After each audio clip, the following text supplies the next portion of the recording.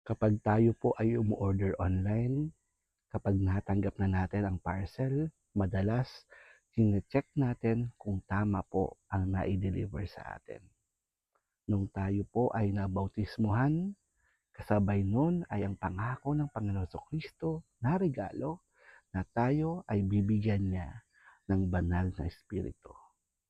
At ang bunga po ng pagkakaroon ng banal na espiritu ay ang pagkakaroon ng mabuting pag-uugali gaya ng pagiging pasensyoso, mapagmahal, masayahin, mapagtimpi, at kung ano-ano pa pong magagandang pag-uugali.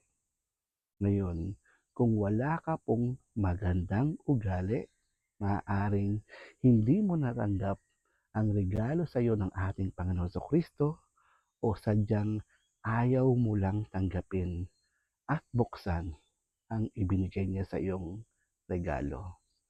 Gusto mo pa bang picturean ka ng Panginoon na natanggap mo ang regalo niya sa iyo? Hanggang sa muli po, Brother Paul, God bless.